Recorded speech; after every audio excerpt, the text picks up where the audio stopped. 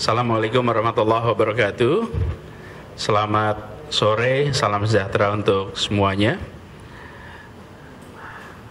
Gugus Tugas Percepatan Penanganan COVID Provinsi DKI Jakarta baru saja menyelesaikan review akhir masa PSBB transisi fase pertama yang akan berakhir pada tanggal 2 Juli. Dan dalam review tadi kita mendengarkan laporan situasi penularan COVID di DKI Jakarta. Hadir bersama tadi dari unsur Pemprov, kemudian Kodam Jaya, Polda Metro Jaya, hadir juga Pak Pangkops AU, Komando Armada 1 dan Lantamal, dan Kejaksaan Tinggi, Pengadilan Tinggi, semua unsur dalam gugus hadir. Lalu di dalam pembahasan tadi, di review kondisi di Jakarta, apa yang terjadi selama 1 bulan terakhir, di situ nampak bahwa secara umum masih perlu ada peningkatan kedisiplinan masyarakat di dalam 3 aspek penting. 1 adalah penggunaan masker, 2 adalah mencuci tangan secara rutin, yang ketiga adalah menjaga jarak. 3 ini perlu kita jaga dan tingkatkan.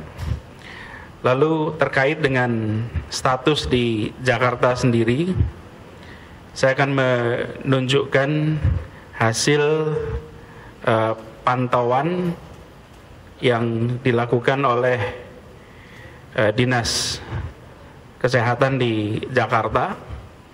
Bisa dilihat di sini, terlihat gambarnya ya. Lihat gambarnya bahwa ini adalah gambaran mapping kecepatan laju insiden rate di Jakarta yang secara umum situasinya relatif terkendali. Ada 1 kecamatan, 1 kelurahan yang di situ laju insiden rate-nya masih tinggi. Kemudian kita juga di Jakarta ini alhamdulillah, kalau kita melihat kegiatan testing kita, jumlah orang testing di Jakarta kira-kira 7,6%. Kemudian jumlah tes PCR kita 14.258 per 1 juta penduduk. Jadi dari sini nampak bahwa kita sudah di atas yang diharuskan oleh WHO. WHO mengharuskan bahwa sebuah wilayah harus melakukan 1.000 tes per 1 juta penduduk. Jakarta dengan 11 juta penduduk, maka harus melakukan 11.000 tes per minggu. Dan di DKI ini kita berhasil melakukan paling nggak minggu terakhir ini 14.000 testing per 1 juta penduduk. Kemudian angka terakhir terkait dengan perkembangan di Jakarta, ini per 30 Juni per kemarin, ini indikator pelonggaran. Bila total skor di atas 70, maka boleh dilakukan pelonggaran. Dan dari indikator pantau pandemi yang disusun oleh tim Fakultas Kesehatan Masyarakat Universitas Indonesia, gambarnya bisa Anda lihat di situ. Ada 3 unsur. Unsur pertama adalah epidemiologi, yang kedua kesehatan masyarakat, yang ketiga adalah fasilitas kesehatan.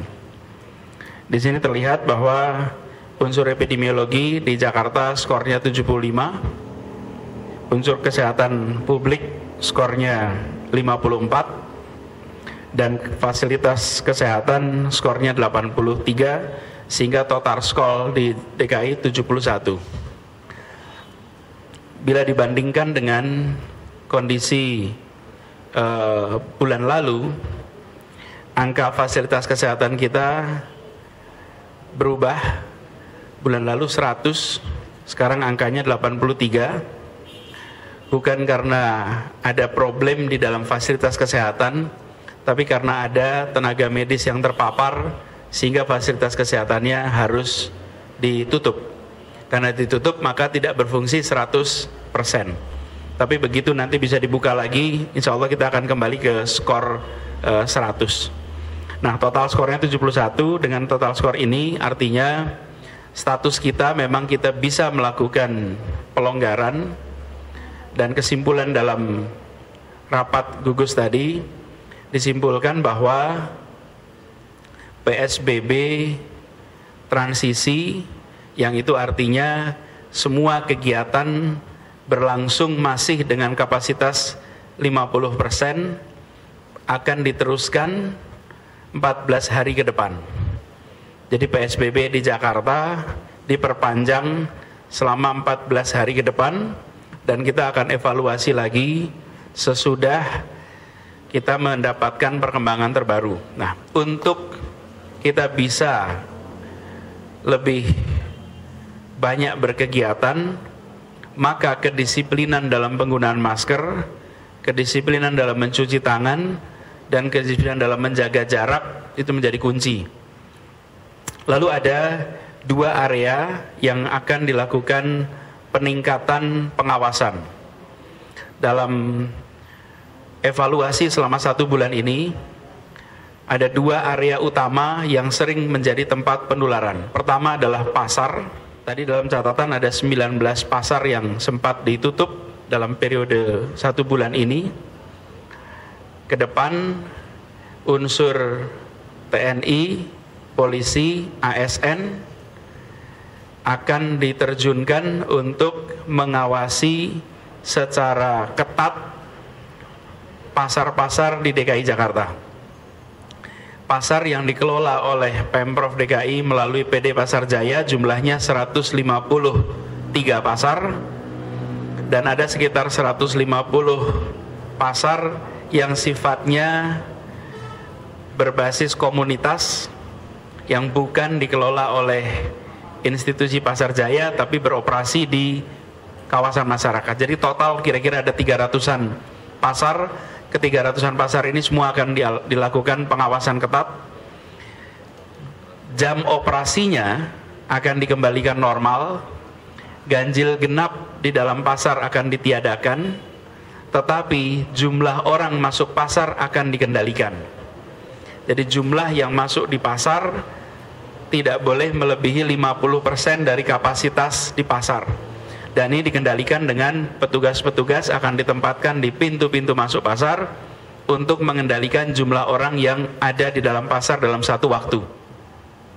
Jadi dengan cara seperti ini, jam operasinya dikembalikan panjang supaya untuk menyebar jumlah kedatangan orang, tapi dikendalikan di pintu masuk. Itu yang pertama, pasar. Yang kedua adalah transportasi umum KRL. Secara umum nanti dari jajaran baik TNI, polisi maupun Pemprov akan bekerja bersama dengan KCI untuk bisa memantau pengaturan penumpang di KRL. Jadi 2 ini yang nanti dalam 14 hari ke depan akan menjadi fokus pengendalian. Tempat-tempat lain relatif terkendali, baik pengelolanya maupun pengunjungnya maupun pekerjanya, perkantoran, pertokoan, kemudian juga kendaraan umum seperti MRT relatif terkendali. Tetapi pasar dan KRL ini yang masih menjadi PR untuk dituntaskan. Jadi pada kesimpulan dalam pertemuan tadi, secara umum kita perpanjang 14 hari, lalu akan ada pengendalian di 2 wilayah itu. Demikian Bapak Ibu sekalian penjelasan dari kami. Bila ada pertanyaan silakan. Silakan. Ini kan mulai memasuki ajaran baru Pak, sekolah Pak, khususnya di wilayah DKI DKI Jakarta. Oh ya. Itu bagaimana menyikapi dalam perpanjangan PSBB seperti ini? Ya Pak, Ya, saya boleh. Rizalfi dari TV One Pak. Pak, ini kan menjelang ajaran baru, di mana khususnya di wilayah DKI Jakarta banyak sekali nanti siswanya yang akan mulai memasuki dari mulai SD, SMP hingga SMA. Ya. Itu bagaimana Pak menyikapi dalam perpanjangan PSBB ini Pak? Makasih Pak. Begini, kalau terkait dengan sekolah, belum akan ada rencana pembukaan sekolah. Kita masih memantau perkembangan wabah. Mengapa? Karena salah satu yang paling berisiko terpapar adalah anak-anak. Dan tadi dilaporkan oleh Kepala Dinas Kesehatan, risiko di anak-anak untuk di kasus Indonesia dan Jakarta cukup tinggi. Jadi perlu kami tegaskan di sini, sekolah belum akan dibuka meskipun tahun ajaran akan mulai tanggal 13 Juli tahun ajaran mulai, tapi mulainya masih di dalam pembelajaran jarak jauh. Jadi tetap PJJ sekarang. Jadi awal tahun barunya masih tetap di rumah.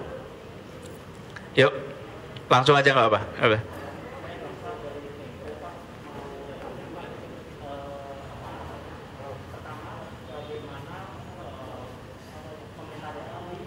Bisa mengendalikan penumpang komuter lain Pak, mengingat beberapa waktu kebelakang ini jumlah penumpang terus bertambah dan PT KCI pun sebetulnya sudah meminta agar perkantoran ataupun pemerintah DKI bisa mengatur jam kantor agar tidak bersamaan. Yang kedua Pak, sebetulnya dasar DKI memperpanjang PSBB transisi ini apakah hanya dari 3 indikator itu saja Pak, yaitu epidemiologi, fasilitas kesehatannya, kemudian terakhir apakah indikator PSBB DKI Jakarta ini terakhir masih dengan resiko saja ya dengan nilai 2,077 seperti itu. Ya. Terima kasih. Ya. Pertama mengenai KRL, besok akan ada rapat khusus soal pasar dan transportasi. Jadi nanti besok aja update-nya soal transportasi. Yang kedua mengenai PSBB, karena memang satu, active case finding di Jakarta itu amat tinggi. Jadi jumlah kasus positif yang ditemukan bukan dari pasien di rumah sakit atau orang yang datang ke rumah sakit karena ada keluhan, tapi mayoritas didapat lewat puskesmas yang secara aktif mendatangi komunitas dan orang-orang yang punya probabilitas tertular. Karena itulah kita bisa katakan bahwa wabahnya masih ada. Memang positivity rate-nya itu berkisar angka 5%. 5% artinya kalau dalam standar WHO itu aman. Tetapi bukan berarti kita sudah bebas. Dan angka reproduction di Jakarta ini masih berkisar 1. Jadi reproduction rate kita itu masih 1. Belum turun sampai angka yang lebih aman. Masih sama dengan angka bulan yang lalu. Karena itulah kita merasa lebih bertanggung jawab apabila kita teruskan ini, karena keselamatan nomor 1. Dan kita tidak ingin di Jakarta kita melakukan pelonggaran dari 50% kapasitas menjadi 100%. Kan kalau sudah tidak ada PSBB bisa ke 100%. Lalu terjadi lompatan kasus berisiko. Tetap kerjakan dengan 50%. Dengan cara seperti itu mudah-mudahan kita bisa mengendalikan. Kita lihat 2 pekan lagi ke depan. Oke. Active case finding, ya. Hampir semua karena active case finding. Jadi justru kami di Jakarta ini mendorong lebih banyak lagi. Ini yang kami perlu garis bawahi. Kita bukan bertujuan menurunkan garis dalam grafik laporan. Kita berkeinginan mengendalikan wabah. Karena kalau mau menurunkan garis, ngurangin testing, nanti garisnya akan turun itu. Pasti, tapi wabahnya tidak turun. Tujuan kita bukan menurunkan garis, tujuan kita itu mengendalikan wabah.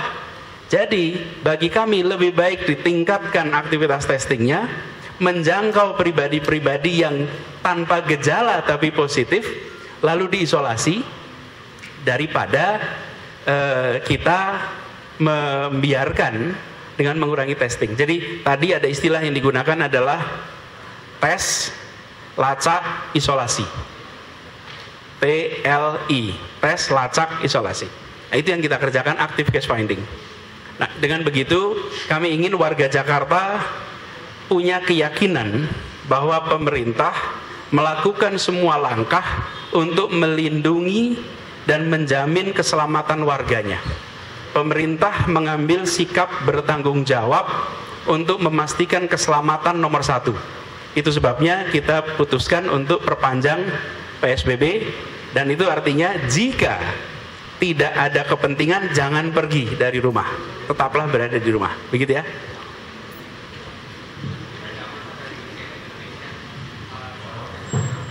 PSBB transisi ini kan ada beberapa catatan seperti ada demo berkerumun orang, misalnya seperti demonstrasi, terus ada lagi di CFD juga sempat penumpukan warga dan evaluasi seperti di tempat-tempat ibadah selama PSBB transisi ini seperti apa sih Pak?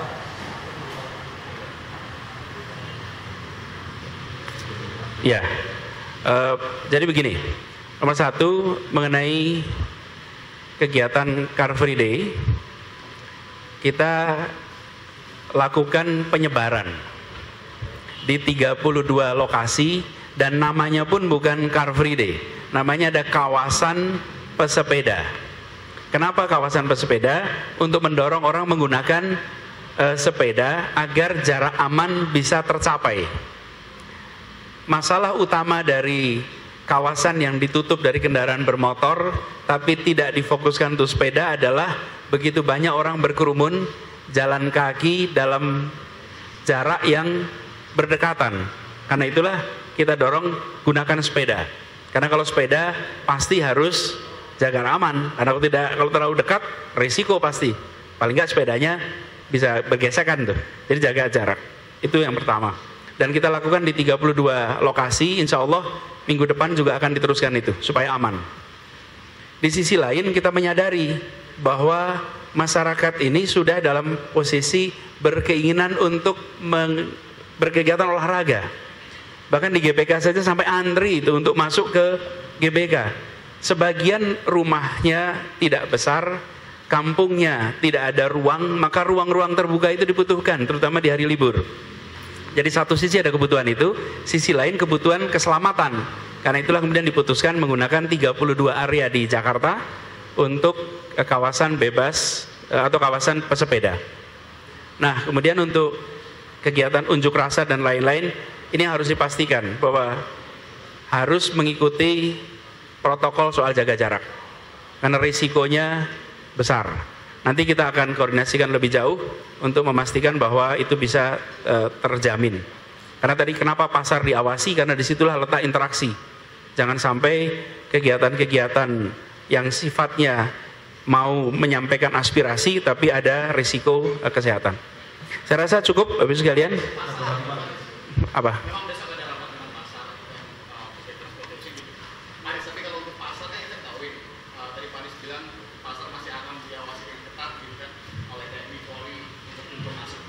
Tapi kalau pertimbangan ganjil genapnya sendiri ditiadakan itu apa? Karena kalau kita bicara pasar kadang tidak bisa dilepaskan dari saudara-saudara kita yang tinggal di pemukiman padat penduduk. Satu kena kerawanannya akan cukup mengerikan. Kenapa ganjil genap ini kan? Betul. Jadi ini dari feedback di lapangan, dalam prakteknya jumlah pengunjungnya tidak terpengaruh ganjil genap. Dalam prakteknya tetap datang. Terus yang kedua, transaksinya juga tetap berjalan. Hari ganjil, penjual genap menitipkan pada yang ganjil. Hari genap, penjual yang ganjil menitipkan pada yang genap. Jadi lebih penting kita mengendalikan jumlah orang yang masuknya daripada mengendalikan di dalamnya. Kemarin kan dikendalikan di dalamnya. Ini juga bagian dari proses pembelajaran di kita. bahwa dalam menghadapi COVID ini kita harus open-minded, harus mau melihat kondisi kenyataan di lapangan dan melakukan penyesuaian kebijakan untuk mencapai tujuan. Tujuannya bukan ganjil genap, tujuannya adalah menghindari terjadinya penularan. Jalan yang dicoba kemarin ganjil genap itu ternyata tidak efektif. Kemudian kita sekarang akan kendalikan lewat jumlah sambil kita pantau dampaknya. Jadi dengan cara seperti itu kita bisa mengirimkan pesan pada semuanya, kami akan lakukan yang terbaik dan kami akan gunakan semua feedback untuk melakukan improvement terus-menerus atas langkah untuk melindungi warga Jakarta. Begitu ya, Mas ya. Ada yang mau menambahkan, Pak? Cukup? Cukup? Bapak? Yang unjuk rasa cukup? Baik, saya rasa cukup, Bapak sekalian. Terima kasih. Kita ini berarti PSBB perpanjangan ini fase 2 atau perpanjangannya fase pertama kemarin. Lalu yang kedua, bagaimana dengan temuan ada tempat hiburan malam atau restoran dan bar itu yang dibuka padahal kan harus belum buka. Ya, kalau tentang pelanggaran ditindak. Anda menemukan, laporkan, kami akan tindak. Pasti. Dan saya meminta kepada semua untuk ambil sikap bertanggung jawab. Selama belum diizinkan, jangan lakukan. Nah, kami review sekarang satu-satu hal-hal apa yang kemarin belum diizinkan, tetapi dalam 2 pekan ke depan mungkin sudah mulai relaksasi. Nanti dalam beberapa waktu ini akan diumumkan. Jadi statusnya sekarang ini adalah tetap status PSBB masa transisi, fase 1 diperpanjang 14 hari. Begitu ya? Oke, terima kasih semuanya. Apa tuh? Nanti dah itu terpisah lagi, ini biar PSBB dulu ya, nanti kita jelasin. Terima kasih semuanya. Assalamualaikum warahmatullahi wabarakatuh.